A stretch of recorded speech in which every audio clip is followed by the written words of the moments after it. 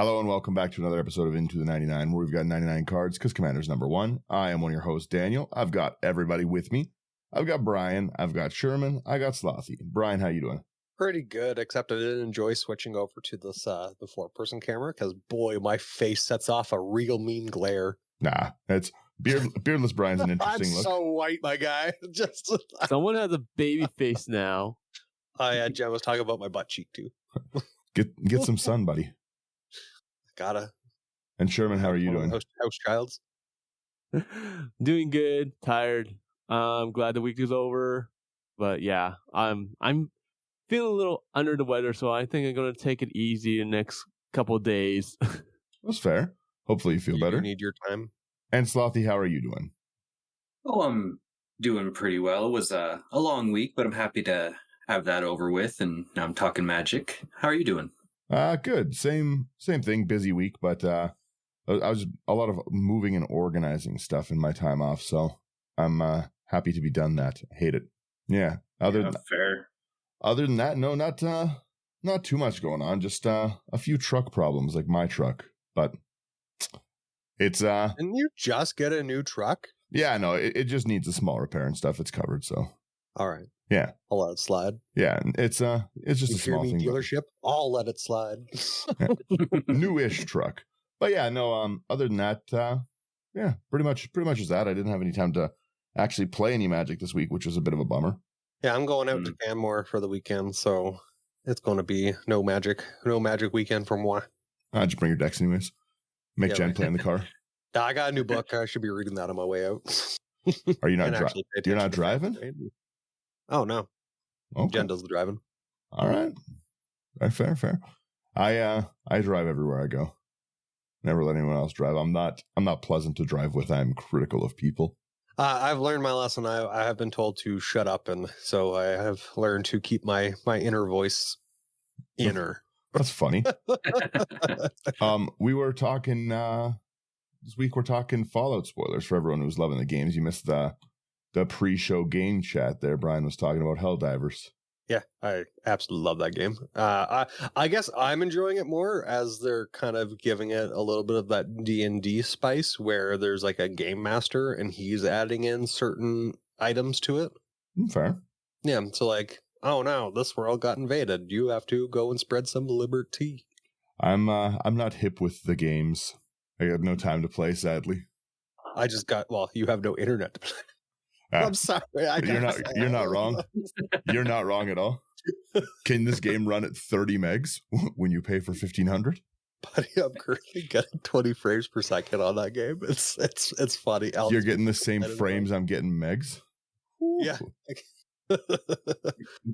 It's rough. And it's super fun. Like I took the buyouts, right? I have a lot more time on my hands, so I've actually been taking Sherman's like kind of advice and relaxing a little bit. Like the other day, like I think I finally could feel like I chilled out a little bit. That's good. Yeah. I mean, you've needed that for a long time, so. Yeah. I'm looking forward to like there's a couple other things that I want to get out and do. I just need to get out of this house. This house is a prison. Very comfy one. Yeah. It has all my food I like. True. Let's jump into. Oh yeah. 1 second. No, I'm talking.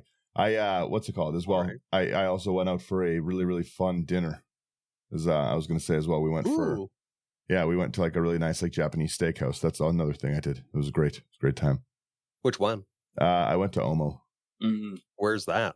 On McLeod. It's really, really good. Okay. For anyone local to hear. It's really good. I ate a lot of food. Yeah, it was a nice time.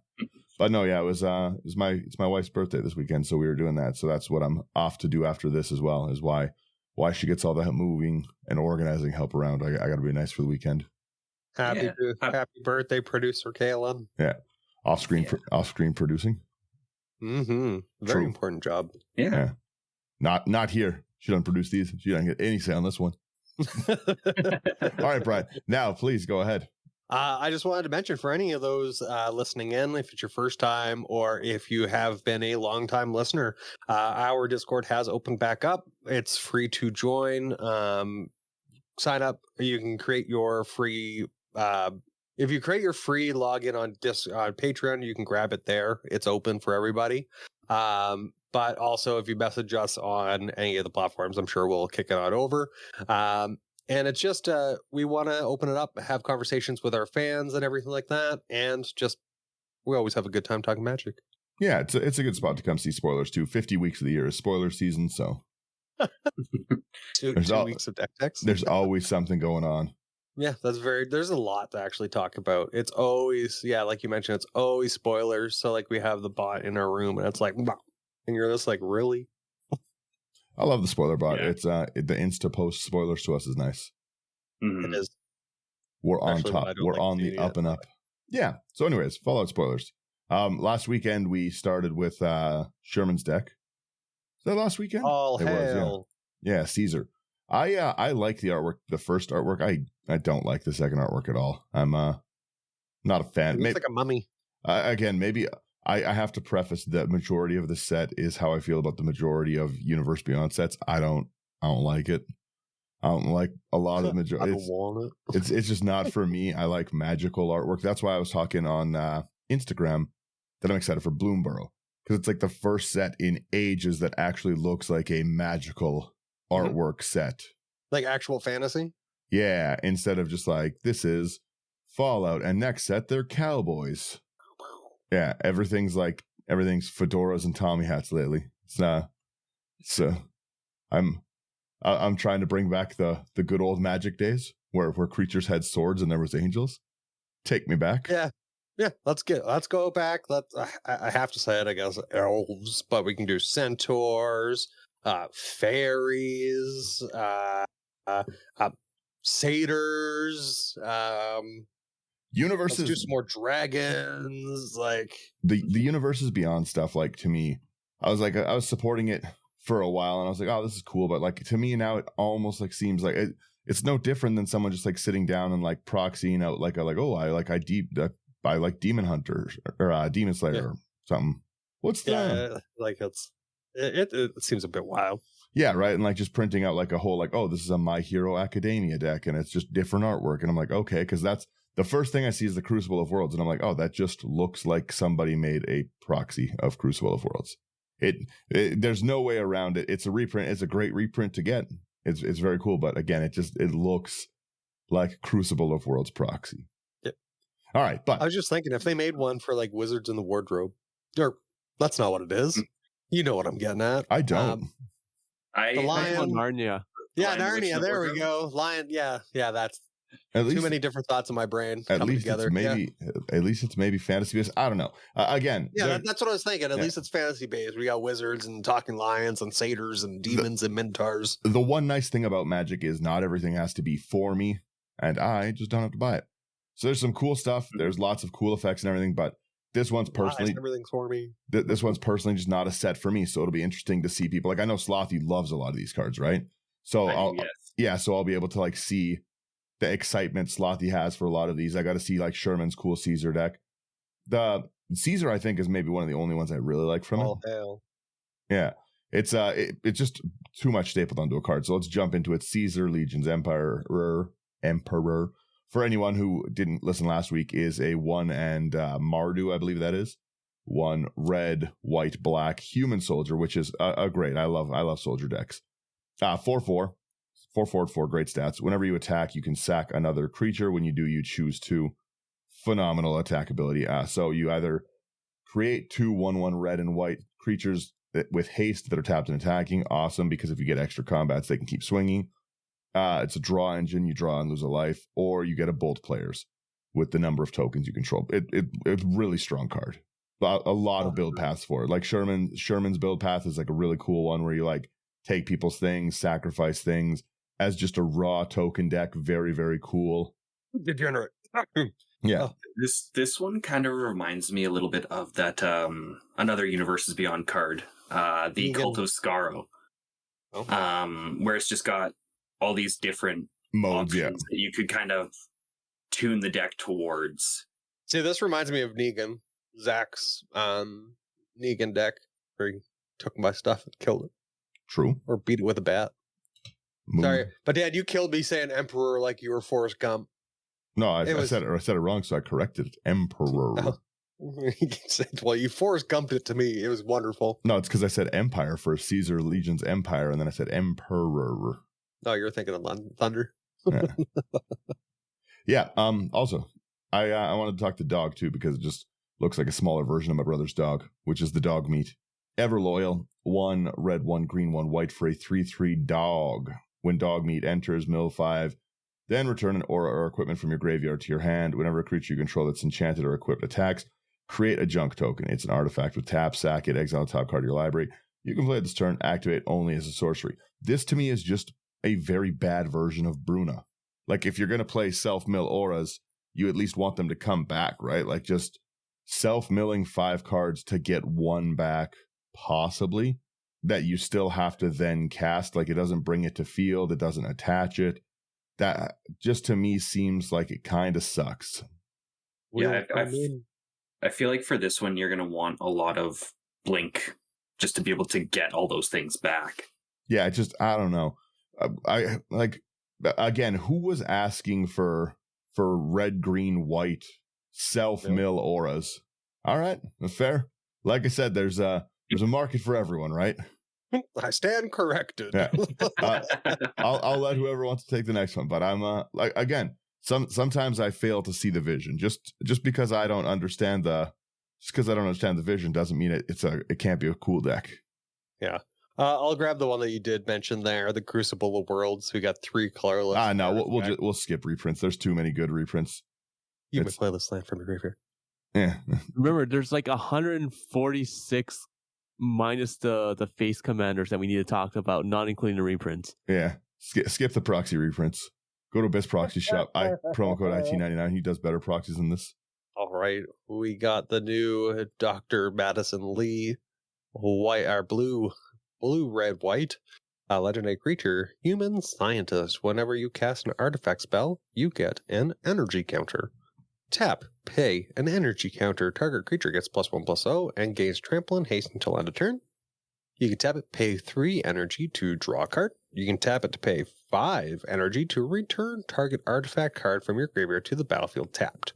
Kind of cool.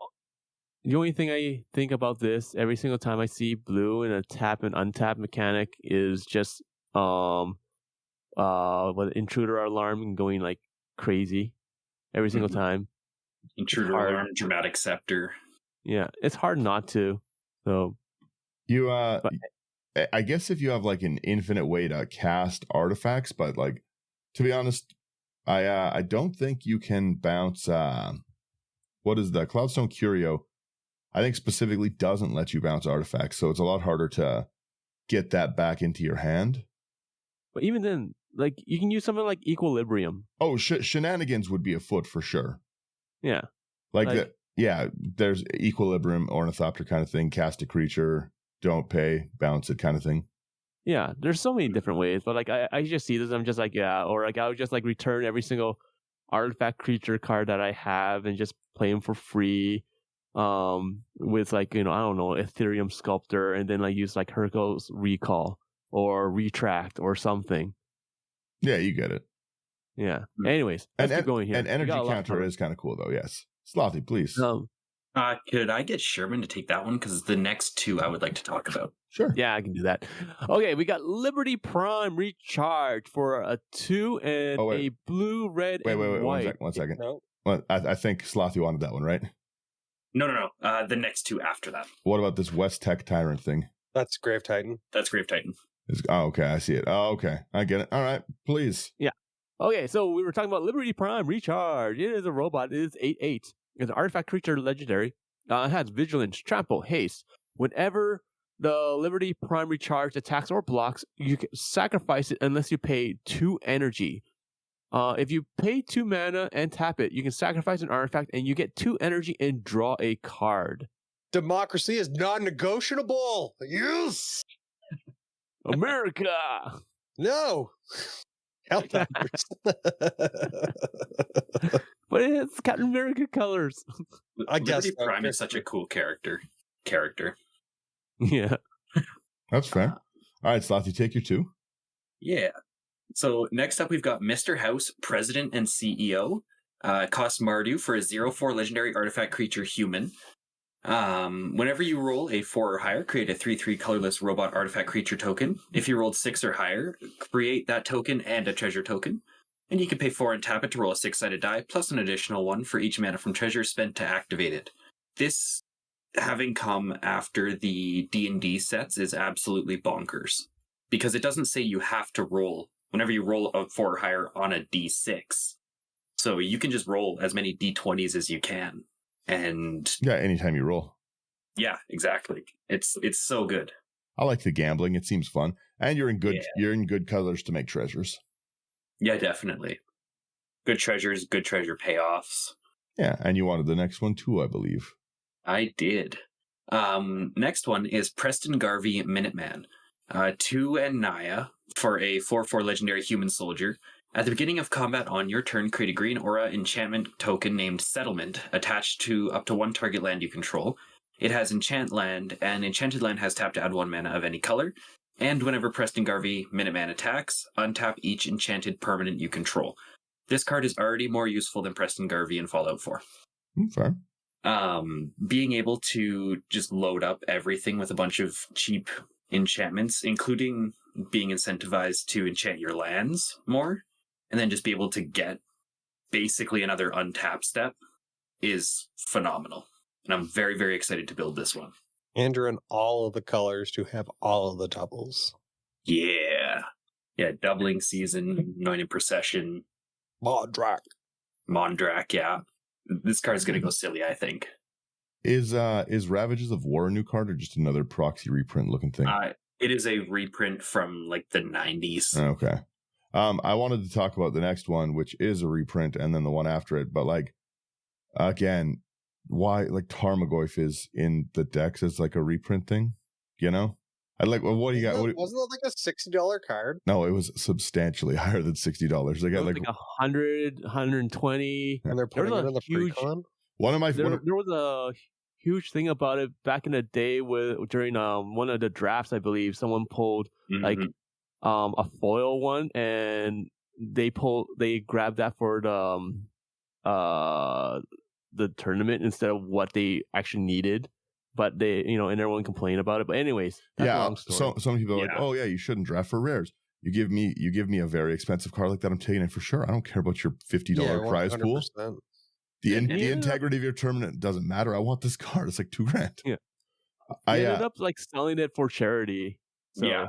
I like the one of my favorite memes back in the day was it's just like telling your wife you spent $2,000 on your deck, and it's her expectation. It's like a new nicely done like fresh lumber deck in the back, and then it's just like reality, and it's 4 foil Tarmogoyfs.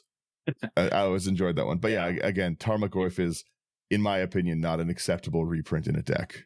In a pre-con, that's not okay. I mean, it is thankfully not $400 anymore, which is a plus. But still, it's like just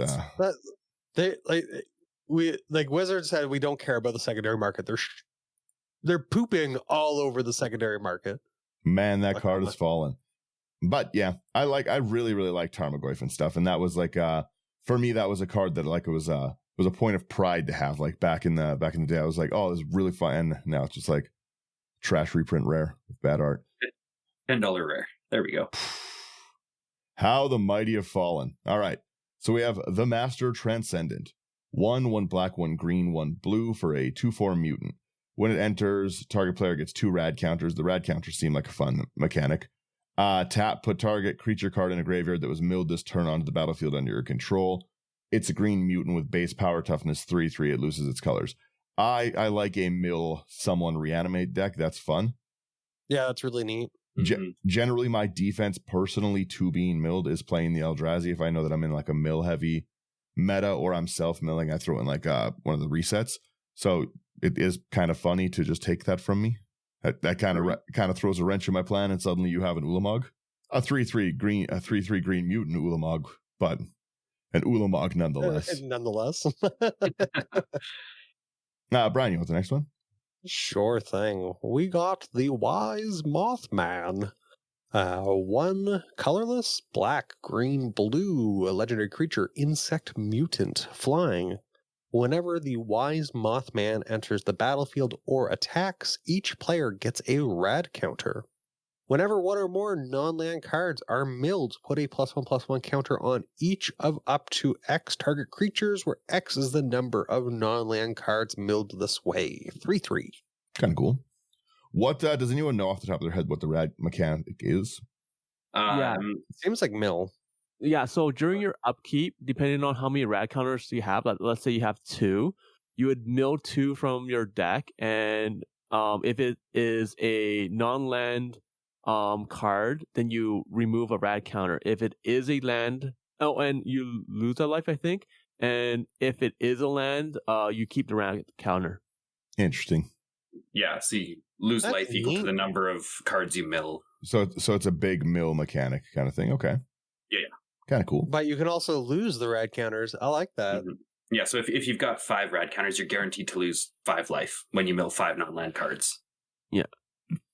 Yuck. I'm just excited to see this in a Modrofa deck. Gross. The master is interesting because it's not from an opponent, right? Like, so like both of these, especially with the rad counter things, it seems like a fun self-mill way to go with Muldrotha too. Yeah. Yeah. So, but like that's the thing. Like, the Wise Mothman, precon, has a lot of like your opponents get rad counter, so everyone's milling. So the Mothman can get big fast. Mm-hmm. Fair. All right. Next card, we got Agent Frank Horrigan for 5 and a black and a green. It is a legendary creature, Mutant Warrior. It is an 8/6. It has trample. It has indestructible as long as it is attacked this turn. Or sorry, as long as it attacked this turn. Blah. When Agent Frank Horrigan enters the battlefield or attacks, proliferate twice. That's pretty good. Not bad. It's pretty good, but like for like 7 mana, I don't know. It's gonna be. You're in green. Yeah, true. And plus black, you're in black, so actually. it'll reanimate. I get it. Well, the other thing, I was going to say, it's also a legendary, right? So you can make a Golgari proliferate deck pretty fast, and hitting 7 mana with green isn't really that hard. Yeah. Mm-hmm. And there's a lot of like really, really good, like all of your planeswalkers as well. Like just turning this even into a super friends deck of like a Golgari one. Or even the rad counters. Yep. Golgari rad counters, just any of your, it turns those, what is the, I can't think of the name, like Everflowing Chalice kind of things, right? Like just being able to dump like 2 mana into that and then turn that into a 3 mana generator so fast. It's good. I could see it being fun, and especially if it's used to proliferate anything. Like everyone knows how good Atraxa is because you just get that proliferate, right? But if you think about this, if you have like, let's say you have even mediocre things with some counters on them, you cast this and Lightning Greaves it, you're proliferating 4 before damage. And there's a lot of black, like, infect stuff as well, which is disgusting. Yeah. Throw that necro suit on. True. Next one we've got here is Almost Perfect. 4 green and a white for an aura. Enchant creature. Enchanted creature has base power and toughness 9/10 and has indestructible. You're almost perfect. An incomplete suit of power armor is still a suit of power armor. True. Mood. I want one. Give me a suit of power. Right? We have the Alpha Deathclaw, 6/6 for 4, 1 green, 1 black. Lizard, Mutant, Menace, Trample. When it enters the battlefield or becomes monstrous, destroy target permanent. That's not horrible. Especially in like classic Reanimator colors. Pretty good. I'm assuming it's in the same deck as the other one. Yeah. And for the monstrous, it had for 5 and a black and a green, it's monstrous 4. Oh yeah, sorry. Should say that one. I got caught up on the next one, which I'm going to take because it's great. This Animal Friend one is like the first card I've liked so far. 1 and a green for an aura, enchant creature. Enchanted creature has, whenever it attacks, you create a 1/1 green squirrel creature token. Put a 1/1 counter on it for each aura and equipment attached to this creature other than Animal Friend. So you just like make this. I don't know like, if I would want to be friends with that animal. You just make this giant rabid squirrel, like 4/4/5/5 kind of squirrel entering is pretty big. I like it. I'm not touching that squirrel. You have fun with that. He's a friend. So I'm assuming this founder one is our next one. Bagow. So we got Aradesh the Founder. Two and a white legendary creature, human soldier, enlist. Whenever a creature you control attacks, if it enlisted a creature this combat, the creature that attacked gains double strike until end of turn. If that creature's power is 4 or greater, draw a card. And it is a 1/4. That's pretty nice, actually. I like that. So one. enlist is, I assume, when you attack, you basically that card's helping you. It attacks with it. Yeah, it's as this creature attacks, you may tap a non-token attacking creature you control without summoning sickness. When you do, add its power to this creature's until end of turn. I don't like this non-token. Non-attacking creature. It can be a token. All right, there we go. The other thing as too long is as it doesn't have summoning sickness. Mm-hmm. I was going to say as well, for any exalted deck, like this is really good. Yeah. Decks where you're already just swinging with one thing. And then double strike. Yeah, a commander that gives double strike and draw is pretty big. This is really good with Zank. What does Zank do again? Zank gives all of your auras not enlist exalted. Yeah. Kind of thing, yeah. So I was thinking for this to be fun with vehicles. Just because, like, when you bring out a creature, even if it has summoning sickness, you don't care. You just put it on, you just crew it with a vehicle, and that vehicle just can be enlisted instead. True. So, but that's a lot of hoops to jump through, though. That's a lot of tapping. Yeah. Did you that's see? A lot of tapping, but people like to tap things. Have you been looking at the spoilers for the Thunder Junction things, Sherman? No. They've just made vehicles too electric boogaloo. So now things are mounts. So that you can mount some of the creatures, which is basically the same as vehicles, but with creature things instead. Phrasing. Yeah, I think you'll have a good laugh at some of them for sure. But that's that's spoiler season for the next. After. Yeah, I was gonna say that's spoilers for the next set, which is like next week. Oh, good Lord. It's endless. Who's on Arcade Ganon? I am. Norman. I got it. Arcade Ganon for 2 and a white and a blue. Legendary creature, human doctor. It's a 2/3. You tap it, draw a card, then discard a card. Put a quest counter on Arcade Ganon. It has for Alud Lang Sign. Good Lord. Once during each of your turns, you may cast an artifact or human spell from your graveyard with mana value less than or equal to the number of quest counters on Arcade Ganon. Human reanimators and Azorius. I think it's kind of interesting that until now I hadn't considered, like, all of the doctor cards were for Doctor Who, right? Ex-doctors, but doctor is also a profession that can be in like any plane. Didn't really consider that. Is field medic a doctor? Yeah, it's just start errating cards. Who else could be a doctor? I'm just saying the cleric. Cleric doctor. No, did you say Toski? Yeah. Toski, the squirrel doctor. No, exactly. the black, not Crick, Yawgmoth, the grand physician doctor. I guess technically, he's a dentist. They still go for a doctorate, do they not? He's not a chiropractor. Come on. Moving on here, we've got the Armory Paladin. 1 a red and a white for a 3/3 human knight with trample. Whenever you cast an aura or equipment spell, exile the top card of your library, and you may play that card until the end of your next turn. Fair. No, pretty neat. We have the Assaultron Dominator with the Come At Me Bro pose. 1 and 1 red for a 2/2 robot. When it enters, you get 2 energy counters. Whenever an artifact creature you control attacks, pay an energy. If you do, put a choice of 1/1 first strike or trample counter on that creature. I like that. That's pretty interesting. This is Daniel in a card. But it's come at me, bro. It is it's good Ishin bait. Everything they print lately is Ishin bait. Because whenever this attacks, you can give 2 1/1s or first strike or trample. Pretty good. Of course they did assemble the Legion. That only makes sense. Atomize? That's a reprint, right? No, it's a new one. No. All right. Let's jump into that one. Boop. So we got Atomize. Atomize is 2, a black and a green. We got an instant. Destroy target non-land permanent. Proliferate. The flavor text is hilarious.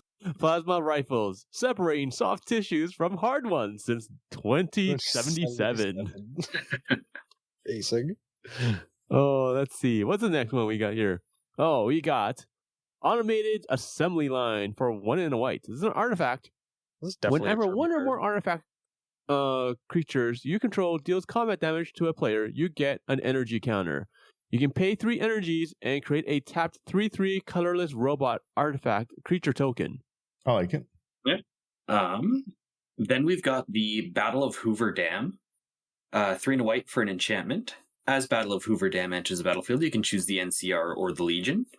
You got the NCR, which at the beginning of your end step, return target creature card with mana value 3 or less from your graveyard to the battlefield with a finality counter on it. Or Legion, whenever a creature you control dies, put 2 +1/+1 counters on target creature you control. There you go, Sherman. So those are both pretty good abilities. Mm-hmm. Yeah? And did you see what they did to your bear? Yeah, it's terrible artwork. Wow, They a lot. brutalized Eula. Yeah, a lot of good reprints there. That was I'll breeze through some of those as well. Biomass Mutation is great. Black Market is a great reprint. Blasphemous Axe is always useful. Bloodforged Battle Axe is also great. Then we have the Boomer Scraper. 1 black, red, 1/1 human soldier. When it enters or attacks, you lose a life, created junk. Whenever token you control leaves the battlefield, put a 1/1 counter on Boomer Scraper. I could see that getting big. And the junk tokens giving you that kind of impulses is interesting. Mm-hmm. It looks like he's having a great time firing off that rocket. They also did Branching Evolution again as a reprint, which is great. Then we got Brotherhood Scribe, which is 1 and a white for a human artificer with Metalcraft. You can tap it. You get a energy. Activate only if you control 3 or more artifacts. Whenever you get 1 or more energy during your turn, creatures you control get +1/+1 until end of turn. Ooh, that one's good. That's interesting. That could be I real like good. that. Mm-hmm. All right. Hey, perfect alignment here. We got Brotherhood Vertibird for 3 mana. It's an artifact vehicle. It's star in the 4. That's flying. When the Brotherhood Vertibird power is equal to the number of artifacts you control, it has crew 2. This is actually kind of strong. When I read it, I kind of want to talk like the Swedish chef. The Vertibird! The Vertibird! The bird. Yeah, then we've got Kate Cage Brawler. Red and a green for a 1/1 legendary human warrior. As long as it's your turn, Kate Cage Brawler has indestructible. And whenever Kate attacks, you and defending player each draw a card, then discard a card. Put 2 +1/+1 counters on Kate if you discarded the card with the highest mana value among those cards or tied for the highest.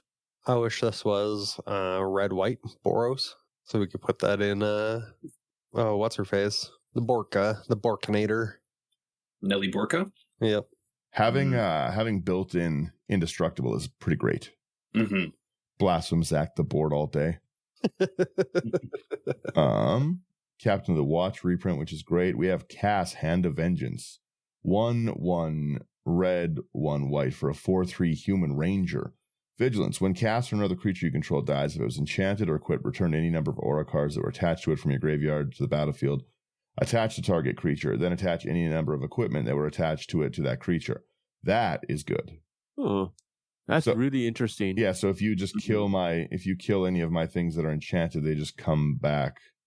Yeah. Yeah? Don't like Daniel having stuff come back. The Casualties of War artwork is one of the best artworks I've seen in a while. Yeah, it's really good. That one looks great.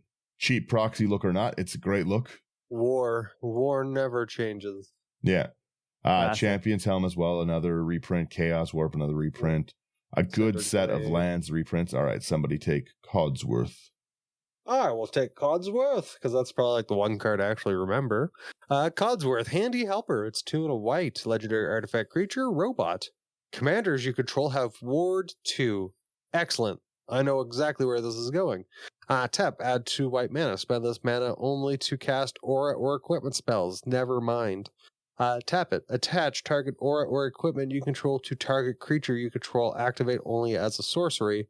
Proud to serve, and it's a 2/3. That's really good. I like this card. This is good, yeah. I feel like this goes in Knife Cat. Well, no, this goes in its own. It ramps your auras out already. You can instant speed attach them to it if people try and like someone tries to kill it. I Darksteel plate it over. Oh, No, only as a sorcery. Only as a Only as a sorcery. Okay, all right. So you can't use it to protect, but you can copy it really, really easy with your Helm of the Host kind of stuff. Mhm. And then just constantly have this ward stack up, constantly have this ramp stack up. Plus, there's also that other white artifact creature that gives all artifact creatures ward 2. So if you copy that as well, just ward for days. Yeah, but ramp being built onto a white card, even if it's only for aura and equipment, is very good in the command zone. Think of how. Oh, shoot, no way. Humility is a regular enchantment. No, was it the Splendor, the one, Yeah, humility but an aura. yeah, and you can move that around people. Yeah, because that's like a 7. Yeah, Because that's 7 mana with Cogsworth. Now that's a 5 mana. You put humility on one person. Oh, the Splendid Authority. They can't cast spells and all their stuff is 1/1. Yeah, overwhelming splendor. Sorry, It's overwhelming splendor. Yeah, overwhelming. Yeah. So, anyways, I would build Codsworth. I would just like be like Codsworth, my sword, please. I swing at you with fire and ice. Thank you, Codsworth. Yeah, we got the Colonel Autumn for 1 and a white and a black. A legendary creature, human soldier. It's a 2/3. Has lifelink. It has exploit. And other legendary creatures you control have exploit. Ouch. Ouch. And the last ability, whenever a creature you control exploits a creature, put a +1/+1 counter on each creature you control. Whoa. it's pretty good. Timeout here. My God. Timeout. The only thing is that what's his face doesn't have white. Mr. Wu does not have white in him. That kind of came out wrong. I apologize the way that sounded. The white nuts CMC. But this is amazing. This is bonkers. This is bonkers. Just legendary. You just throw it in. Like the fact that all your legendary creatures also have exploit is crazy to me. Okay, and then like you just exploit like crazy and just put +1/+1 counters on all the creatures so that you're gaining life. You're draining everyone, and all your creatures are getting bigger. So like you have a bigger defense.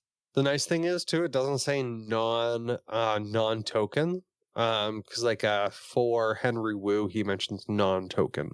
So like whenever a non-token creature you control exploits, there we go. Or exploits a non-token creature, I should say. Yeah, that's really nice. Mm-hmm. I'm gonna take the next one.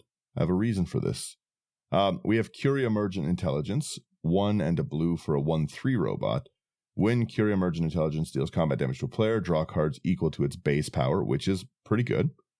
1 and a blue, exile another non-token artifact creature you control. Curia becomes a copy of the exiled creature, except it has whenever this creature deals combat damage to a player, draw cards equal to its base power. I think that this would be a fun thing to illegally pair with Codsworth. Yeah. You know, because it's only base power, so it's not really breaking it that much. And you don't want to go too hard into artifact creatures because Codsworth doesn't let you do anything like that. I might illegally pair those two. It seems kind of interesting. The 2 robots. I just want to be able to say Codsworth, my sword. Please. Then we've got Desdemona, Freedom's Edge. 2 a red and a white for a 3/4 legendary human rogue with vigilance. When Desdemona, Freedom's Edge, attacks, target creature card in your graveyard that's an artifact or that has mana value 3 or less gains escape until end of turn. The escape cost is equal to its mana cost plus exile 2 other cards from your graveyard. Won't be a card I will be using, but seems cool. The Diamond City land looks interesting. It enters with a shield counter on it, taps for colorless, or move a shield counter from it. Activate only if 2 or more creatures entered under your control this turn. That's okay. Very proliferatable, right? Mm-hmm. Yeah. So being able to proliferate shield counters is pretty phenomenal. That's a good land. I like the land reprints. Right, reprints. Yeah. And then we got, I like this one, Duchess, Wayward Tavern Keeper. 3 and a red, legendary creature, human citizen. Hunters for hire. Whenever a creature you control deals combat damage to a player, put a quest counter on it. Pay 1, remove a quest counter from a permanent you control, create a junk token. Interesting. Okay, we got ED-E, Lonesome Eyebot for 3 mana, legendary artifact creature robot. The 2/1 has flying. It has ED-E, My Love. Whenever you attack, if the number of attacking creatures is greater than the number of quest counters on ED-E, Lonesome Eyebot, put a quest counter on it. You can tap 2 and sacrifice the ED-E to draw a card, then to draw an additional card for each quest counter on ED-E. Edie. Dashy. Yeah, no, I don't know. That doesn't seem great to me. Maybe as an in something, and maybe again with proliferating, but this next card just makes me think of Star Wars with the colors. Yeah, the next one we've got is Elder Arthur Maxon. 1 white and a black for a 4/2 legendary human knight. Creature tokens you control have training. And Blind Betrayal. Sacrifice another creature to have Elder Arthur Maxon gain indestructible until end of turn. Read the card, but that entire card says Star Wars to me. Training, Blind Betrayal, Rathacon! Human Jedi Knight. I'm sure that's coming. That'll be what is it, March? That'll be April's secret layer. New secret layer alert. We have Electro Siphon, double blue and a red. Counter target spell, you get an amount of energy counters equal to its mana value. That's not bad. Decent for people have wanted energy counters for a while, right? We also get an When was the last set? Ages, like Kaladesh or something, Aether Revolt maybe. It's been a while. Because like there wasn't really enough cards that produce energy to make into a commander deck, really, right? So this kind of like adds to it. Like Evolve? But like the fact is normally you expect anything to produce energy to also be in green, I think. No. Or like Red had it with like Lightning Runner and stuff. Like there's a fair bit of fair. Yeah, it was not spread out enough. It was kind of like Foretell, right? Foretell appears in like basically all the colors. It just isn't really like well supported. And then for some reason they made the best Foretell commander not legendary and black. Because why not? The Dream Devourer. But I'm not bitter about that. Entrapment Maneuver is another great reprint. Exotic Orchard, Farewell. We get to Feral Ghoul. Someone, please. So we got Feral Ghoul, 2 and a black zombie mutant with the good old Menacche. Whenever another creature you control dies, put a +1/+1 counter on Feral Ghoul. Whenever Feral Ghoul dies, each opponent gets a number of rad counters on it equal to its power, and it's a 2/2. This almost seems like a better, the zombie where you sacrifice creatures to put +1/+1 counters on it. It's nice. This one's nice because it lets you do what a lot of aristocrat decks do all the time, which is get that loop going.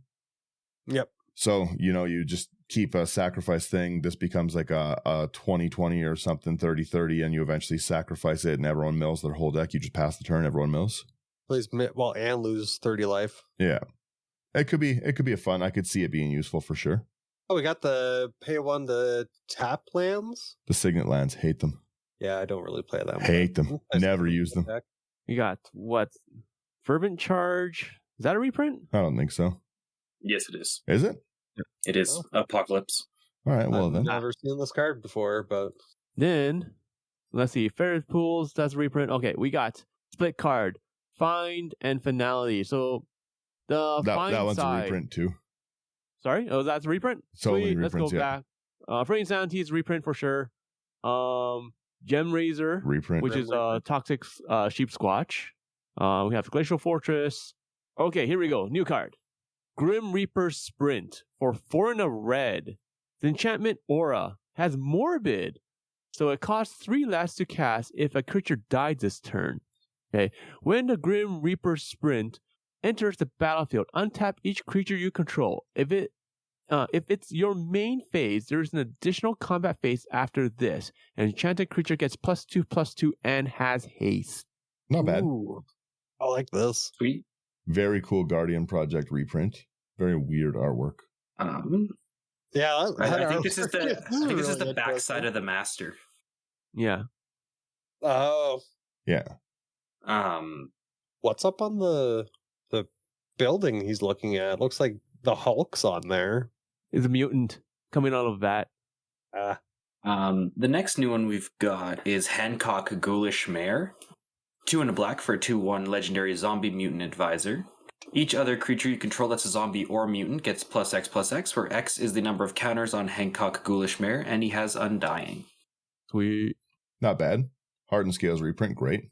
Man, they're just really putting out a lot of...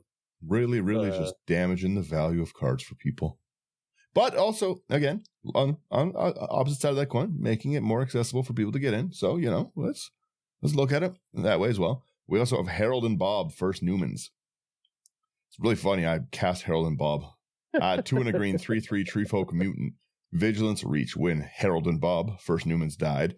If it was a creature returned to the battlefield, it's an aura enchantment with enchant force you control. Enchanted Forest has add 3 mana of any one color. You get 2 rad counters. Harold and Bob loses all other abilities. Interesting. That's a very, very different card. Helios 1 is... Hang on one second. I've got to wrap my head around what that does here. It's a lot of words to say something. Return to the battlefield. It's an aura enchantment with enchant force you control. You get 2 rad counters. Harold and Bob loses. So you can't get this back. I don't know what is this thing. So like it dies. It comes back as an aura on a forest where you can tap to add 3 mana of any one color. And then you also get 2 rad counters at the same time. So you're going to mill yourself at the same time. Interesting. But then you lose access to your commander? Yeah, unless you sacrifice your forest somehow. You can also somehow put this on other people's forests if you want. It doesn't have to enchant your forest. Oh no, it does say you control. You can't even do fun force tap shenanigans. All right, well. But Harold and Bob sucks. Unless you do something where you trade your land. Like you swap your land with someone else's if you really want to do stuff like that. In mono green, it's a lot of hoops to jump through. Yeah, and then they could just not tap it. I don't know. Harold and Bob sucks. Sorry. I would honestly just use it for the rad counters, just so I can mill. But that's about it, maybe. But like I said, like for something like that, it would be like Madrotha. Yeah, I don't know about that one. All right, someone take the Helios one that I was talking over. So we got Helios 1. It's a land. Tap to add 1 colorless, or you can pay 1 to tap it and you get a energy counter. Or you can pay 3 to tap it to pay X energy to sacrifice Helios 1. Destroy target non-land permanent with mana value X. Activate only as a sorcery. Interesting. Then we have a reprint of Heroic Intervention, which is nice. Hinterland Harbor also. Specimen 73 is a reprint of Hornet Queen. We got Hour of Reckoning. What's this one? Hopebreaker Horror. Idolize. Here's a new one. All right. Idolize for 1 and a white. Enchantment Aura. Enchanted creature has, whenever this creature attacks alone, it gets +X/+X until end of turn, where X is the number of non-land permanents you control. Ooh. Woof. Pretty good exalted kind of card. Woof. Yeah. It's wow. Between this and all that glitters. Yeah. Especially if you put it in like Yana or any of those like copy or duplicate like permanent decks. Yeah. Whew. Then we've got Inventory Management. Red and a white for an instant. It has split second. For each aura and equipment you control, you may attach it to a creature you control. I like this. I like this a lot. She has some dilemmas.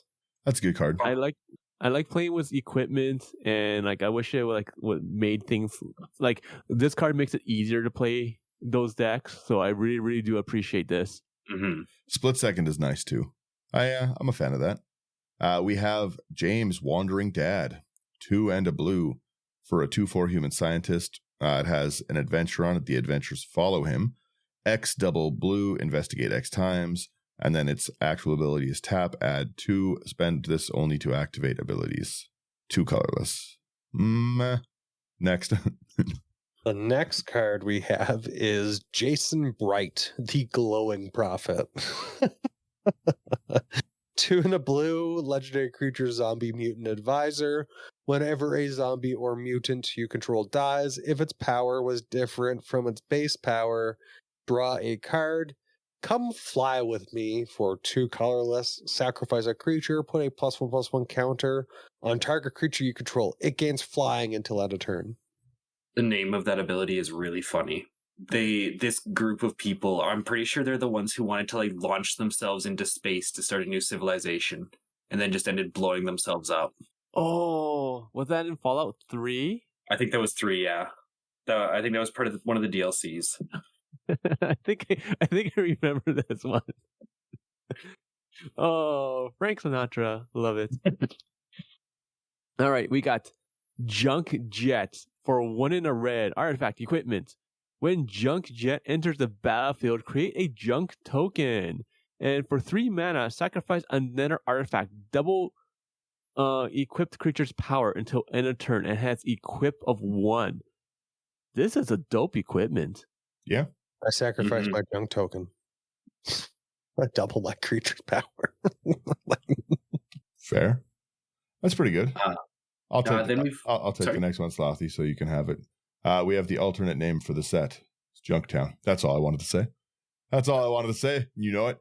It's a land. It taps for colorless. Pay 4 and a red. Tap it. Sack the Fallout set. Create 3 junk tokens.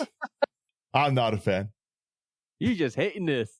Yeah, this one's not for me. But again, I know, like I said, you had a cool deck. I know that Slothy's got some cool decks coming up and everything, right? And it's kind of like the Doctor Who stuff, right? Doctor Who stuff, not at all for me, but the decks Slothy made with it, those were cool decks, right? So my mind is open to being changed, but not by the spoilers list. I'll tell you that right now. Yeah, next one we've got here is Kellogg, Dangerous Mind. What? 1 a black and a red for a 3/2. Yeah, for a 3/2 legendary human mercenary with first strike and haste. Whenever Kellogg attacks, create a treasure token.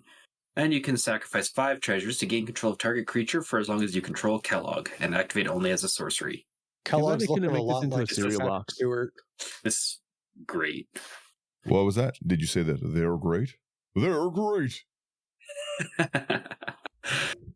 It's Calm down there, Tony. Sounds pretty good. That's just my normal voice.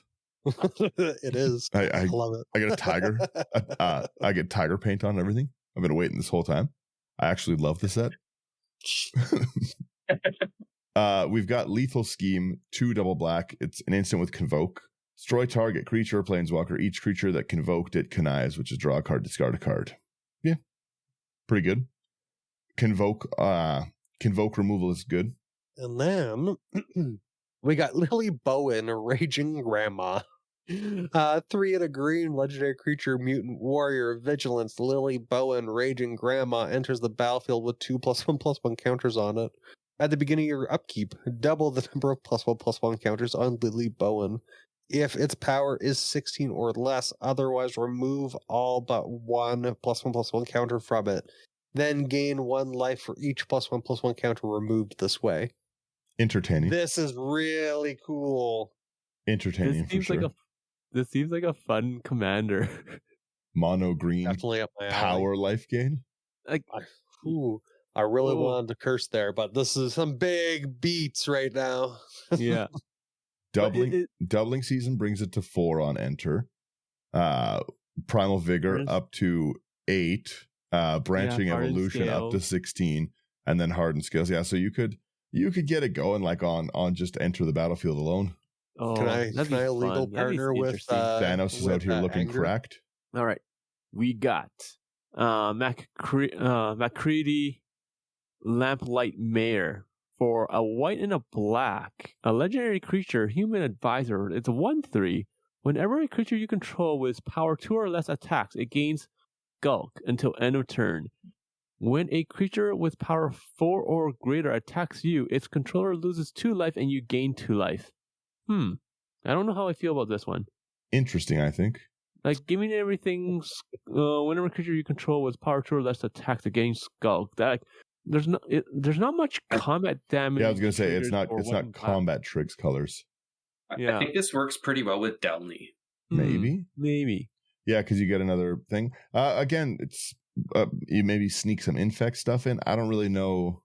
I don't know how much but again, there's probably cool Skulk stuff. Like I know the Frodo, the the white black Frodo is like a pretty good like if it hits you card kind of commander, and same with like the golems and stuff. So maybe with some of the Lord of the Rings stuff, which I'm not as familiar with. The golem's really funny.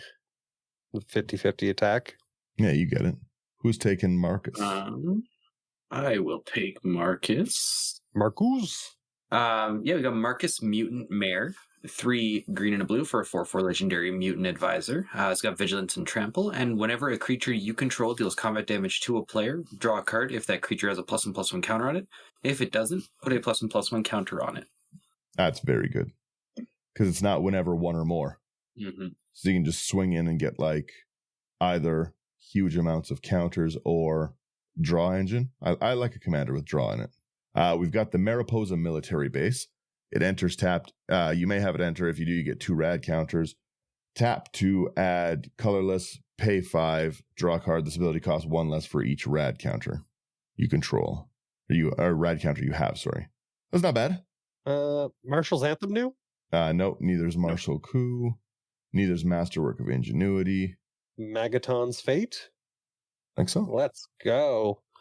Magaton's Fate. We got 5 in a red. Choose 1. Disarm. Destroy target artifact. Create 4 treasure tokens. Ooh, I love treasures. Or detonate. Magaton's Fate deals 8 damage to each creature. Each player gets 4 rad counters. Do the right thing. Or the wrong thing. That's a pretty useful card. That's a fun card. All right. We got the next one is Mirelurk Queen for 4 and a blue. It's a creature crab mutant. Interesting. It's a 4/4, has vigilance. When the queen enters the battlefield, target player gets 2 rad counters. Whenever 1 or more non-land cards are milled, draw a card, then put a +1/+1 counter on the queen. This ability triggers only once each turn. I like this card. Cool. Then we've got Mr. Gutsy. 2 mana for a 1/1 artifact creature robot soldier. Whenever you cast an aura or equipment spell, put a +1/+1 counter on Mr. Gutsy. And when Mr. Gutsy dies, create X junk tokens where X is the number of +1/+1 counters on it. Ooh, that sounds like fun. Mm-hmm. Yeah. We have a Moira Brown Guide author, 1/1 red, 1 white for a 2/3 human citizen. When Moira Brown Guide author enters the battlefield, create a colorless equipment artifact token named Wasteland Survival Guide with equipped creature gets 1/1 for each quest counter among permanents you control and equip 1. Whenever you attack, put a quest counter on target non-land permanent you control. It's a lot of words. It's a lot of words. I like this card. I like her character too because like she was in Fallout 3 and she would send you on a quest to different areas to like survey it and then bring back like recipes and whatnot. So just to build a guide for newcomers. So it was a really fun quest. The next card that we have here is Mutational Advantage.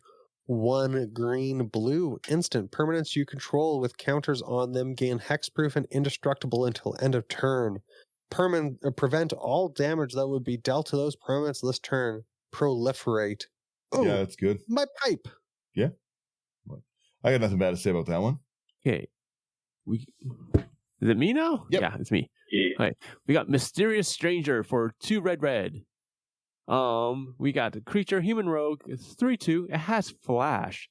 When Mysterious Stranger enters the battlefield, for each graveyard with an instant or sorcery card in it, exile target instant or sorcery card from that graveyard. If 2 or more cards are exiled this way, choose one of them at random and copy it. You may cast a copy without paying its mana cost.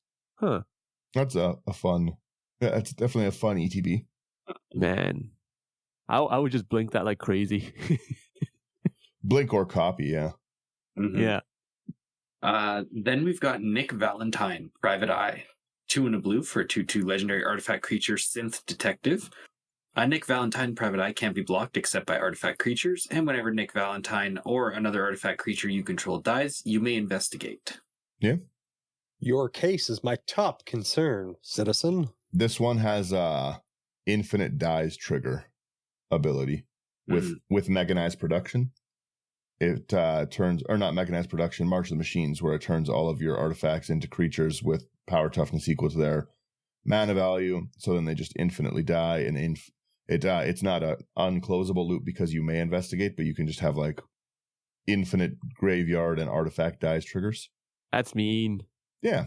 Always fun degeneracy. We've got nuclear fallout. X double black. Each creature gets twice minus X on a turn. Each player gets X rad counters. Gross. Again, another fun way to just end the game and just say, pass. I love the artwork on this. It is pretty cool. Yeah. The end of the world occurred as predicted. Too many humans, not enough space for resources to go around. The details are trivial and pointless. The reasons, as always, purely human ones. So close to reality. Right. The next card here we have is Nuke Launcher, 2 colorless. Artifact equipment. Equipped creature gets +3/+0 and has Intimidate. Whenever equipped creature attacks until the end of defending player's next turn, that player gets 2 rad counters whenever they cast a spell. Equip is 3. Ooh, I like that. That's cool. That's I feel fun. like that would get out of hand real quick. All right, we got One with the Machine for 3 and a blue. It's a sorcery. Draw cards equal to the highest mana value among artifacts you control. That's a reprint one. Oh, is it? Okay. Yeah. It's got Tezzeret on it usually. Ooh, okay. The- Next one. The flavor we text is pretty good. Synthkind welcomes you as long as you welcome us. Yeah. Open the Vaults, also a reprint. Overencumbered is new. So it's a 1 and a white. Enchantment Aura. Enchant Opponent. When Overencumbered enters the battlefield, enchanted opponent creates a clue token, food token, and a junk token. At the beginning of combat on enchanted opponent's turn, that player may pay 1 for each artifact they control. If they don't, creatures can't attack this combat. Whoa. That's great. That's a great pillow fort card. Mm. Drop that on that Smothering Tithe player and pay nothing. You can't attack me. Throw your treasures away, see if I care. Then we've got the Overseer of Vault 76. 2 and a white for a 3/3 legendary human advisor. First contact. Whenever Overseer of Vault 76 or another creature with power 3 or less enters the battlefield under your control, put a quest counter on Overseer. And at the beginning of combat on your turn, you may remove 3 quest counters from among permanents you control. When you do, put a +1/+1 counter on each creature you control, and they gain vigilance until end of turn. Yeah. Meh. It's all right. We have Paladin Elizabeth Taggarty. 1 red, 1 white for a 3/2 human knight. With Battalion, whenever Paladin Elizabeth Taggarty and at least 2 other creatures you control attack, draw a card, then you may put a creature with mana value X or less from your hand onto the battlefield tapped, where X is Elizabeth Taggarty's power. It's not bad. Hope she has Taggarty. I got Taggarty.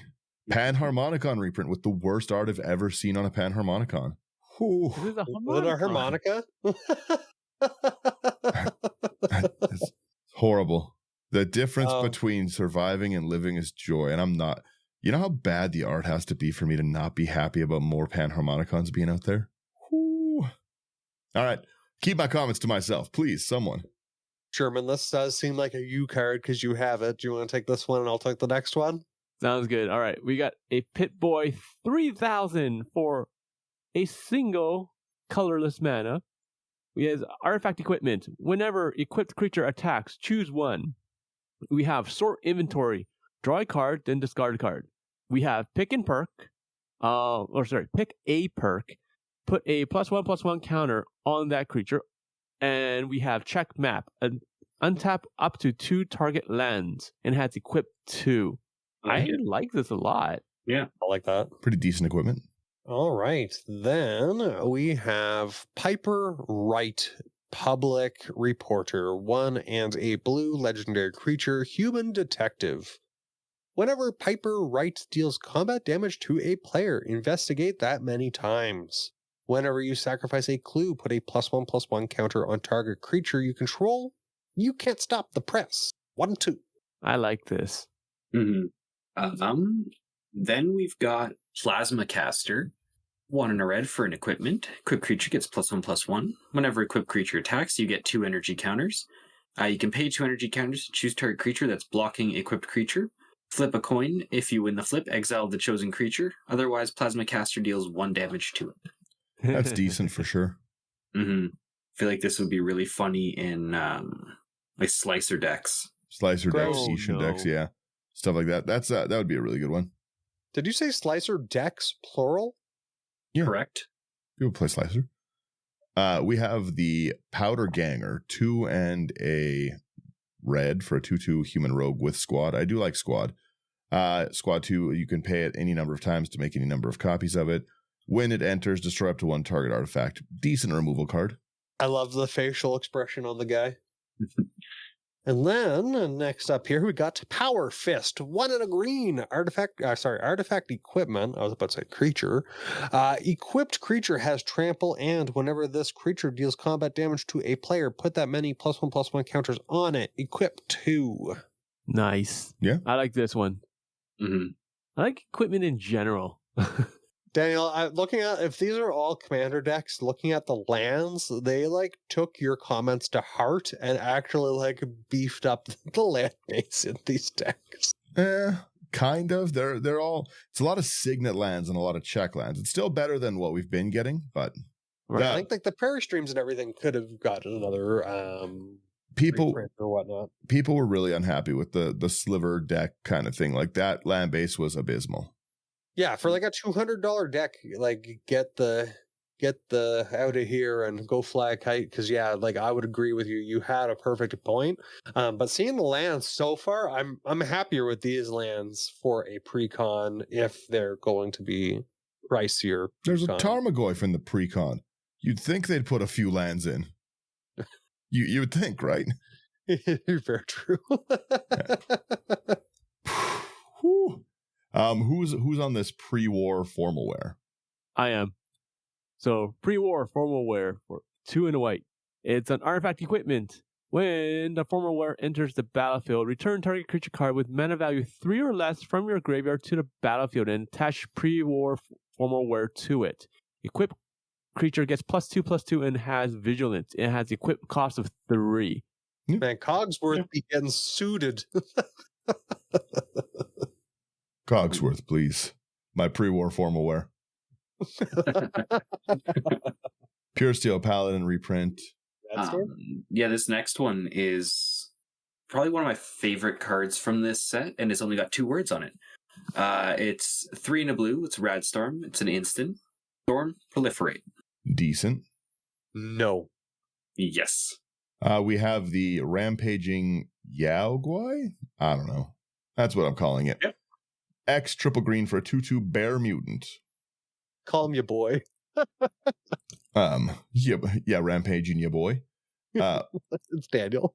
Enters the battlefield with X1 counters on it. When it enters the battlefield, destroy any number of target artifact and or enchantments with total mana value X or less. I do like that a lot. That's a pretty good wipe for you're already trying to cast a bigger bear mutant and getting a board wipe. That's great. And do you know what I'm saying, Daniel? It's base powers 2/2. It is bear? Technically a bear. It is technically a bear for Descana. Put it on the list. Sure.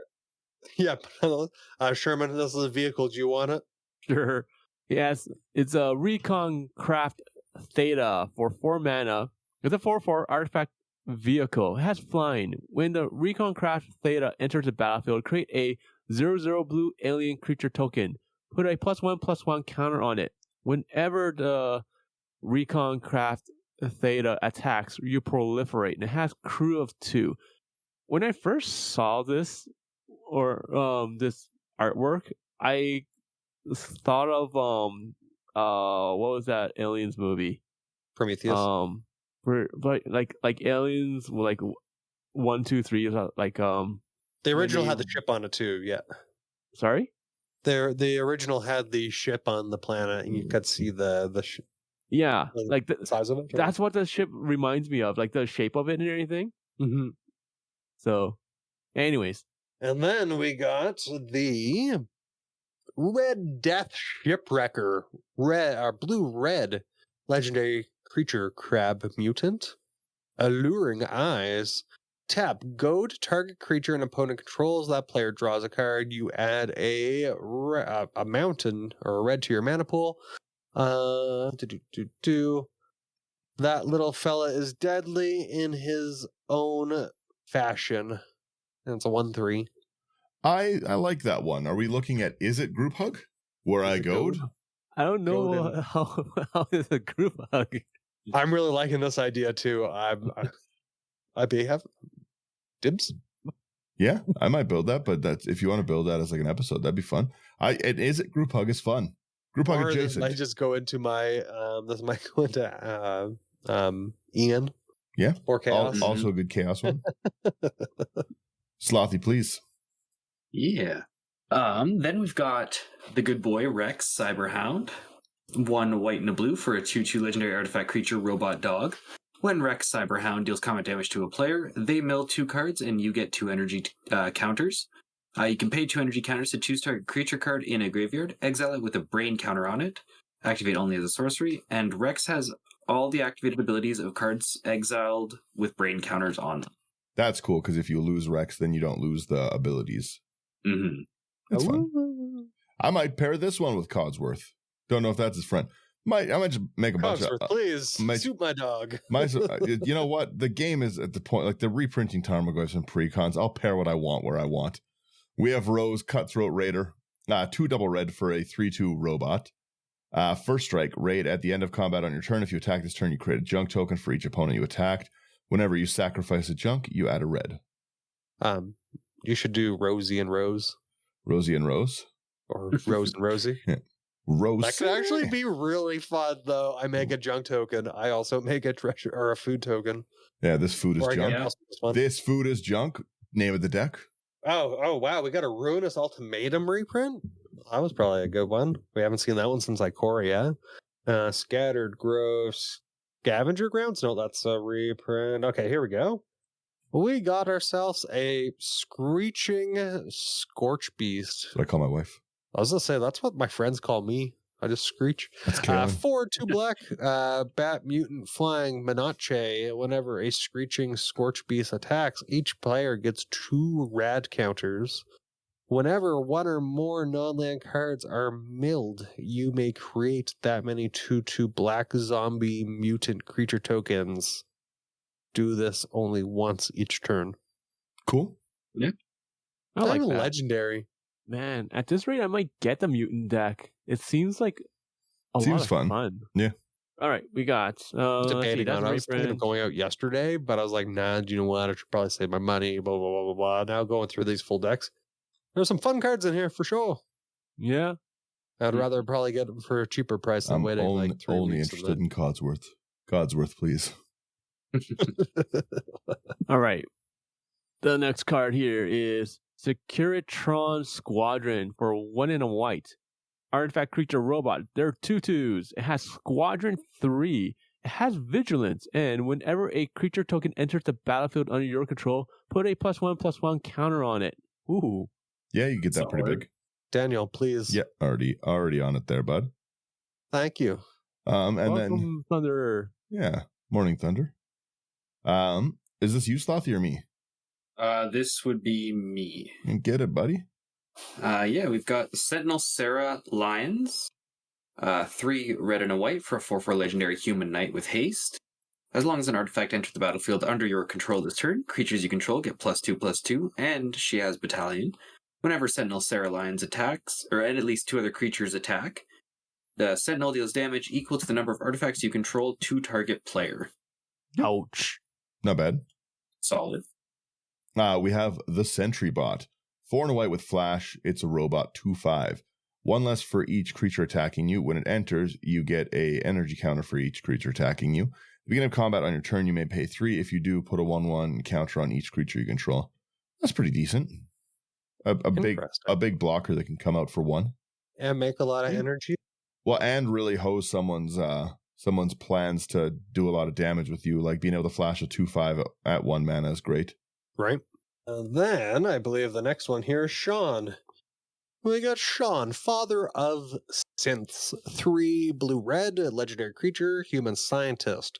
Whenever you attack, you may create a tapped and attacking token that's a copy of target attacking legendary creature you control, other than Sean.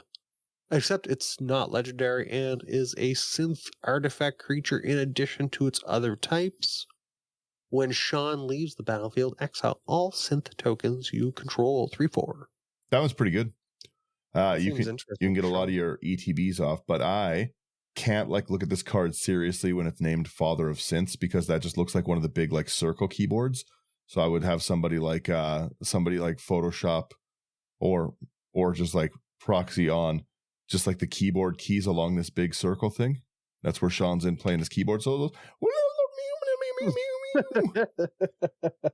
That's where he's been fighting for the last 60 years. I'm just blaring like Dream Theater Jordan Rudess solos in the back, and everyone's getting copyright strikes.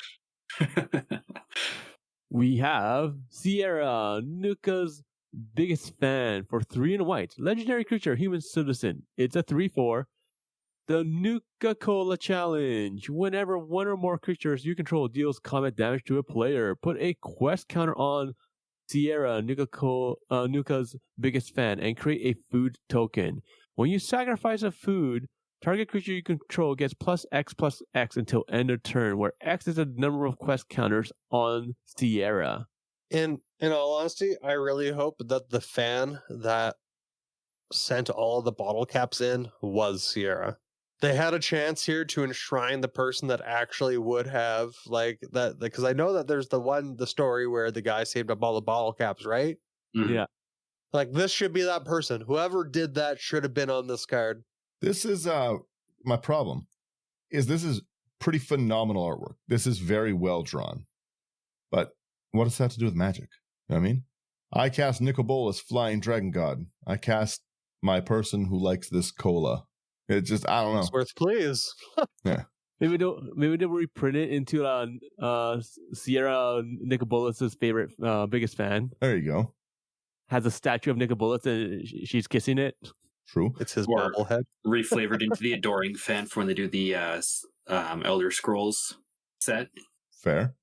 I think Stolen Strategy is a reprint. Yeah, it is. Okay, yeah. So we've got, I don't even know if it's my turn, but I'm taking Strong back. Sure. 2 and a green for an aura. Enchant creature, equip abilities you activate that target enchanted creature are 3 less, which is a pretty good one. Aura spells that targeted are 3 less, and equipped creature gets 2/2 for each aura and equipment attached to it. That's pretty decent. Speaking of decent, this next one very much is in the mutant deck. Got Strong, the British Thespian. 4 double green for a 7/7 legendary mutant berserker with ward 2. It's got Enrage. Whenever it's dealt damage, you get 3 rad counters and put 3 +1/+1 counters on Strong. And you gain life rather than lose it from radiation. That's cool. Oh, At first, I thought you said British, and I was like, amazing. He's British, ain't he? Strong learns secret to human power from Macbeth. That's fun. The flavor text is hilarious. A 7/7 at 6 with ward 2 is pretty big. I like the fact that you gain life rather than lose life from radiation. Mm-hmm. Yeah. Am I in the next one? Yes. All right. So we got the Struggle for Project Purity. 3 and a blue enchantment. As Struggle for Project Purity enters the battlefield, choose Brotherhood or Enclave. Brotherhood. At the beginning of your upkeep, each opponent draws a card. You draw a card for each card drawn this way. Love it. Yeah. Enclave. Whenever a player attacks you with 1 or more creatures, that player gets twice that many rad counters. That's fun. I'm sorry, Brotherhood all the way, man. Holy smokes, that ability is Enclave. crazy. That is a very good enchantment. Oh yeah, sorry, Brotherhood. Yeah, no, that's what I want. That would go in my Is It Goad group hug deck. I don't like how Group Hug came last. It's there. It's in it. At least it's there, right? A lot of land reprints there. Holy, here we go. Spinegrass Prairies. So what is that? The Sulphur next one we Fall, have here Pumpkin is Hollow. Synth Eradicator for 2 and a red. It's a artifact creature, Synth Soldier. It's a 3/3, has haste. Whenever the Eradicator attacks, exile the top card of your library. You may get 2 energy counters. If you don't, you may play that card this turn. You can tap it to pay 3 energy, and it deals 3 damage to any target. Fair. Not bad. So basically, if you can't play the top card, you just get 2 energy. Yeah. Then we've got the Synth Infiltrator. 3 double blue for 0/0 artifact creature synth. Has Improvise. You may have Synth Infiltrator enter the battlefield as a copy of any creature on the battlefield, except it's a synth artifact creature in addition to its other types. Not bad. Some more copies. The T45 power armor is pretty good. 2 mana for an equipment. When it enters, you get 2 energy counters. Equipped creature gets 3/3 and doesn't untap during its controller's untap. Beginning of your upkeep, you may pay an energy. If you do, untap it, then put your choice of menace, trample, or lifelink counters on it and equip for 3, which is good. But I wanted to take the next one, which is something I enjoy a lot. The Zombie Mutant Peasant, the Tato Farmer. 2 and a green for a 1/4. Landfall. Whenever land enters, you may get 2 rad counters. I like that. And then tap, put target land card in a graveyard that was milled this turn onto the battlefield under your control tapped. Tato Farmer? Oh Yeah. my, I love it. Yeah, the Tato Farmer. He's Too bad so this wasn't happy. the legendary creature. That would be so much fun. Look how happy he is. That's my goal in life. I want to look that happy. You got to start Tato farming. Holy lands. Daniel, they went above and beyond what you said. They didn't. They're trash lands. They're all signet lands in the temples. Okay. So much Scryland. They added us some 50-cent things that have been reprinted 30 times alongside Tarmogoyf. Got to balance it out. Yin and yang. Alongside a $10 card that's been printed less times. Which one's that? Oh yeah, Tarmogoyf. Yeah, $10 card and Tarmogoyf. You broke my brain. You guys just about watch me have a stroke and die on this episode. I own a lot of copies of Tarmogoyf. I'm livid. We got the Motherlode Excavator, 3 and 2 red legendary artifact creature robot. When the Motherlode Excavator enters the battlefield, choose target opponent. You get an amount of energy equal to the number of non-basic lands that player controls. Whenever the Motherlode attacks, you may pay 4 energy. When you do, destroy target non-basic land defending player controls. And creatures that player controls without flying can't block this turn. So this is on attack, so you can even blow up someone's Maze of Ith. Yeah. Right. The next card here is the Nipton Lottery. For 2 and a black and a red, it's a sorcery. Choose a creature at random. You gain control of that creature until end of turn. Nice. Untap it. It gains haste until end of turn. Destroy all other creatures. It's fun. Sherman, I didn't see the word nice printed on there. Please reread. This is a hilarious card. I'm totally playing it. Do you want to take the next one too, Sherman? Because it's the vehicle. We have the Pydwin Steel Flagship for 4 and 2 whites. Legendary artifact vehicle, 6/6 flying. Whenever another non-token artifact enters the battlefield under your control, create a 2/2 white human knight creature token with this creature gets +2/+2 as long as an artifact entered the battlefield under your control this turn. This is really strong. Pretty good. Mm-hmm. Well, that's a flagship. It is a flagship, but like I think this is pretty strong. It's a good token generator, yeah. And the token generator gets bigger every time you play artifacts, yeah. Yeah. Who's getting this funny next card? I like the name. Yeah, next up we've got 3 Dog Galaxy News DJ. One a red and a white for a 1/5 legendary human bard. Whenever you attack, you may pay 2 and sacrifice an aura attached to 3 Dog. When you sacrifice an aura this way, for each other attacking creature you control, create a token that's a copy of that aura attached to that creature. This card is very good. That could be pretty good. This is like sacking all that glitters and you put out like 15 of them. Yeah.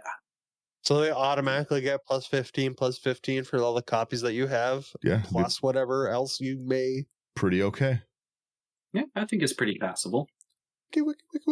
We have the Thrill Kill Disciple. 2 and a red for a 3/2 human mercenary with squad, 1 and discard a card. When Thrill Kill Disciple dies, create a junk token. That's the worst squad I've ever seen. It's not a wonderful enter ability. It's not an incredibly powerful card, and pay 1, discard 1 is, I don't know, I guess. It's okay. Tireless Tracker reprint, great. Treasure Vault reprint, yep. Ooh, I get VATS. This is awesome. I get VATS. I'm pretty sure it's like vital something. So it's 2 and 2 black for an instant split second. Choose any number of target creatures with equal toughness. Destroy the chosen creatures. All right. That's fair. Oh, actually, it's all right down there. The Vault Tech Assisted Targeting System redefines combat. Get your VATS today. That's VTATs. All right. We got Go ahead, Brian. Vault. Piece that together. We got Vault 101 Birthday Party for 3 and a white. It's a saga. So the first chapter, we have create a 1/1 white human soldier creature token and a food token. And in chapters 2 and 3, you may put an aura or equipment card from your hand or graveyard onto the battlefield. If an equipment is put onto the battlefield this way, you may attach it to a creature you control. That's good. I don't want to see more sagas. I've already had like my day ruined by so many Tom Bombadil decks. Tom Bombadil's fun. Then we've got Vault 112 Sadistic Simulation. 2 blue and a red for another saga. Sorry, Brian. Modes 1 and 2, you can tap up to 1 target creature and put a stun counter on it. You get 2 energy. And the third mode, you pay any amount of energy. If you paid 1 or more this way, shuffle your library, then exile that many cards from the top. You may play one of those cards without paying its mana cost. That's cool. Neat. I like that. Mm-hmm. We have Vault 11, The Voter's Dilemma. 2 a black, a white. Number 1 is for each opponent, you create a 1/1 white human soldier. That's pretty good. Then 2 and 3, each player secretly votes for up to 1 creature, then the votes are revealed. If no creature got votes, each player draws a card. Otherwise, destroy each creature with the most votes or tied for the most votes. That's fun. That is a fun card. We got Vault 12, the Necropolis. For 4 black, each player gets 3 rad counters. Then on number 2, we get create X 2/2 black zombie mutant creature tokens, where X is the total number of rad counters among players. Ooh. And then for the third one, we have put 2 +1/+1 counters on each creature you control. That's a zombie or mutant. Even if you leave this alone, like that's pretty big. Mm-hmm. Vault Tech lied. What? Of course they did. It's scripted into the. Oh, I see what you're saying. Yeah. I had scrolled the artwork. a lot of cool sagas for the Tom Bombadil players. Yes. Do you want this next one, Brian? Yeah, since Sherman needed to take the Necropolis, we'll take Vault 13, the Dweller's Journey. This seems to be a much more positive looking one. For each player, exile up to 1 other target enchantment or creature that player controls until Vault 13 leaves the battlefield. Number 2, you gain 2 life and scry 2. Number 3, return 2 cards exiled with Vault 13 to the battlefield under their owner's control and put the rest on the bottom of their owner's library. That's pretty good. I like that one. That's a rough saga. Then we've got Vault 21, House Gambit, 1 and a red, another saga. 1 and 2, you can discard a card, then draw a card. And the third mode, reveal up to 5 non-land cards from your hand. For each one of those cards that has the same mana value as another card revealed this way, create a treasure token. Yeah. Vault 75. There's a lot. Middle School. 2 double white. Pay the first one, exile all creatures with power 4 or greater. Yep. Then 2/3, put a 1 on counter on each creature you control. That's pretty decent. I'm quite surprised that there's so many sagas in here. This one is a Simic, so it might be interesting here. So we got Vault 87, the Forced Evolution. 3, this is probably where all our mutants came from. 3 green, blue. Number 1, gain control of target non-mutant creature for as long as you control Vault 87. Put a +1/+1 counter on target creature you control. It becomes a mutant in addition to its other types. Number 3, draw cards equal to the greatest power among mutants you control. Decent. Nice. Now, would mutated creatures be mutants? No, they just mutated. Mutant's a type. When you mutate, it doesn't say turn them into mutants. I'm just saying that kind of, just... No, I don't think so. Fit real well together there. If you mutated, you turn into a mutant. We got... Logically, it makes sense. Magically, no. Yeah. We got the Veronica, Dissolent Scribe for 2 in red. Legendary creature, human artificer rogue. 3/3. Menace.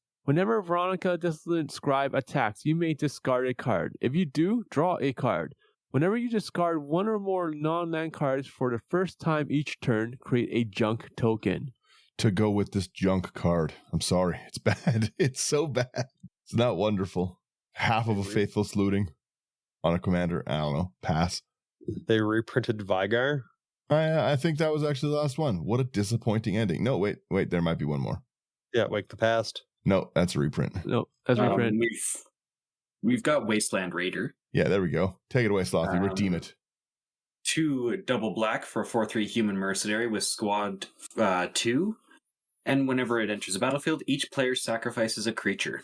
Gross. Great Fleshbag Marauder upgrade. German. Yeah. That's a beautiful card. A great end game if you got a lot of mana to pay into it, because you can just sack the ones that you're having enter, right? Yeah. I really like that. Oh, what? The watchful Radstag 2 and a green elk mutant evolve. Whenever watchful Radstag evolves, create a token that's a copy of it. Oh, this card is so good. It's cool.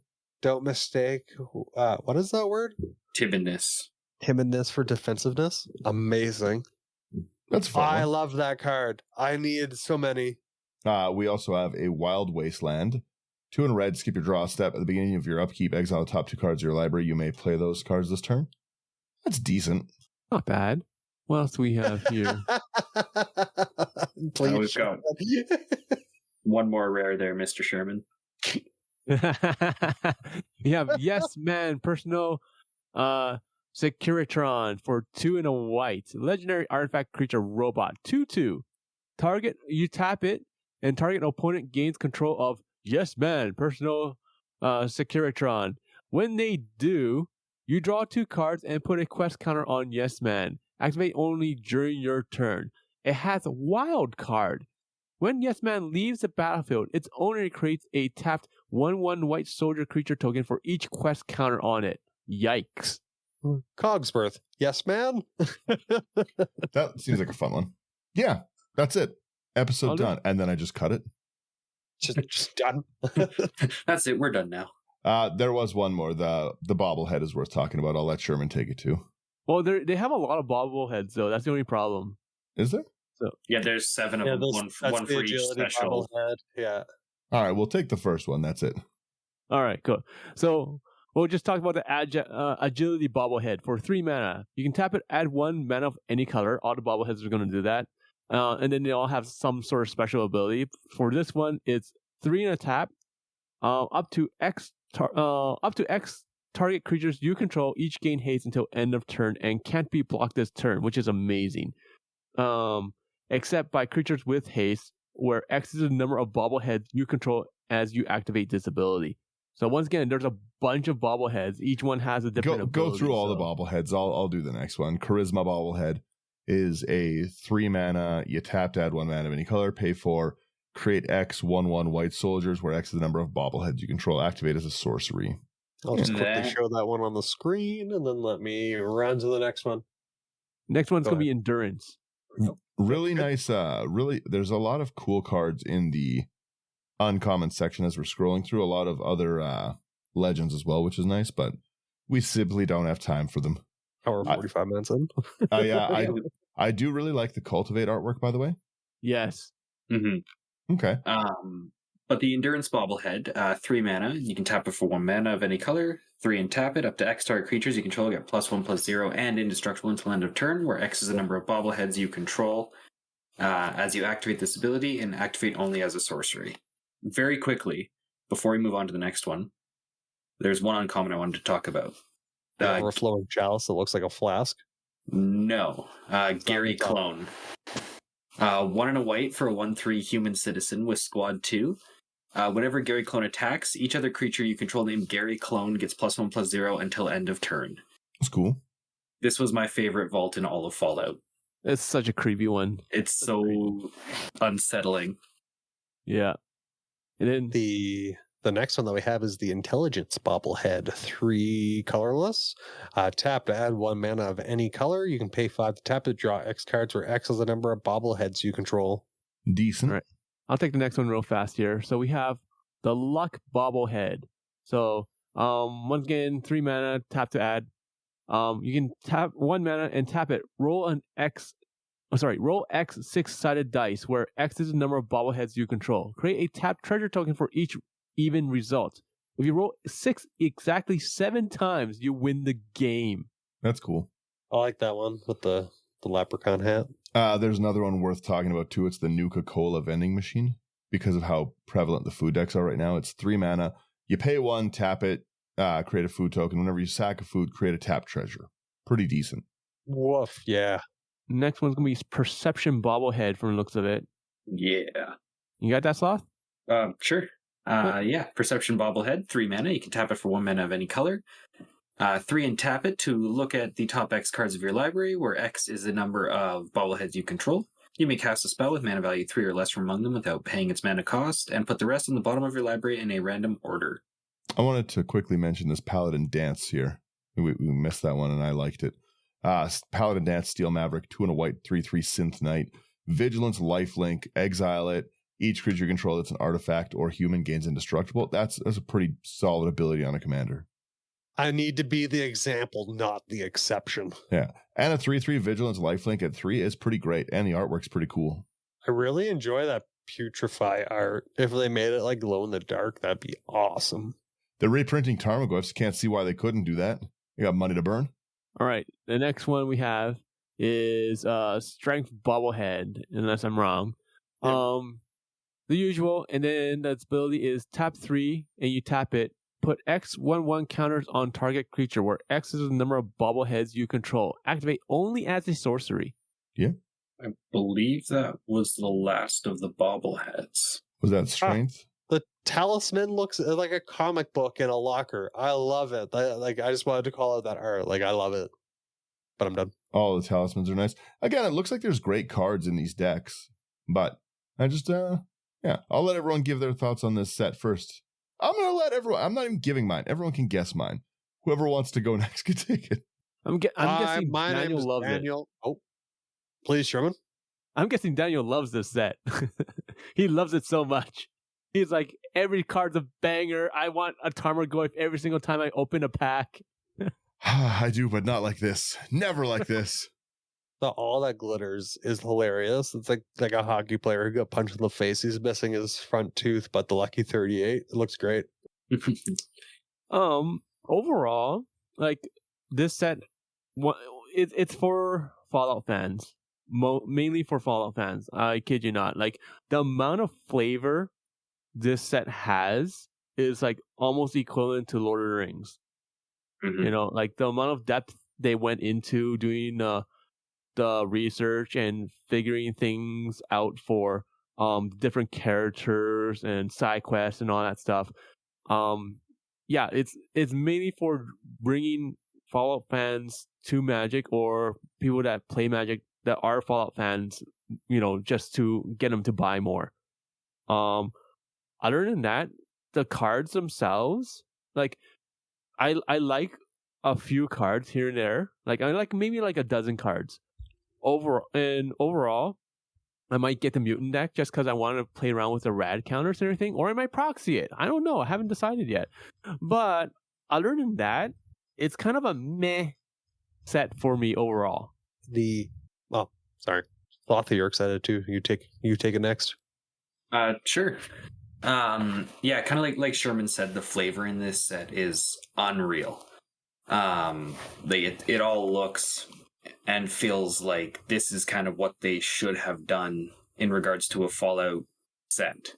And I for one am not tired of the Universes Beyond sets so far, but maybe that's because everyone that they've done has been an IP that I really, really like. So there's definitely going to be a little bit of bias there. But I really, really enjoy this set. Picking up at least a couple of the decks pretty soon. Gonna play them, gonna upgrade them. Because yeah, it's right up my alley, right up there for flavor and feel. And I'm sorry, Dan, I love the proxy alternate arts. That's fair. Again, it's not for me. I like to proxy some things myself. I'm not above it. But like again, There's no right or wrong way. This just is the wrong one. No, it's there's lots of good things. Like I could see the decks look well built. I'll say that and stuff, right? Yeah. Like based on, we're not looking at the list, but it's pretty easy to like determine what's where kind of thing. Yeah, like they look like nice decks. They look like there's going to be there's value in them for sure. I'll tell you that right now. But wasn't Ravages of War before this reprint like over $100? No idea. Or something stupid like that. Probably just an old board wipe that had never received a reprint. Yeah, it's a Portal 3 Kingdoms card. Yeah. Yeah. So I kind of think that's going to be the same thing as like with 3 Visits, where they're going to be reprinting it more and more and bring it down to normal prices. Are they though? Are people real? Do the people yearn for land destruction? Is there not enough land destruction in the sets? That's true. That's the thing. Like how many Commander players will actually like board wipe the lands? You know, because that's kind of like a thing that like everyone kind of frowns upon, right? I love it's that. not like frowns upon.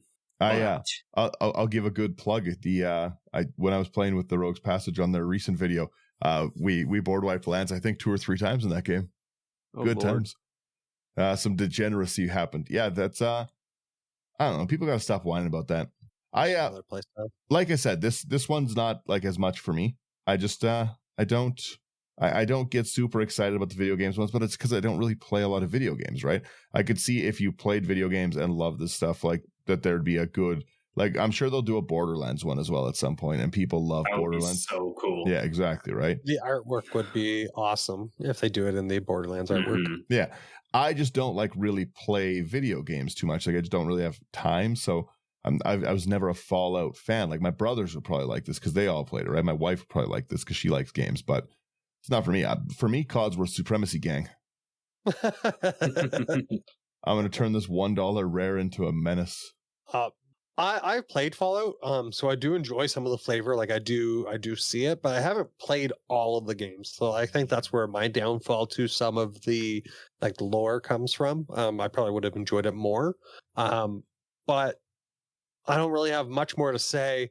But I did just see one last card that I did want to talk because I think all of you guys will enjoy this one. It's the White Glove Gourmand, 2 white black human noble. Whenever White Glove Gourmand enters the battlefield, create 2 1/1 white human soldier creature tokens.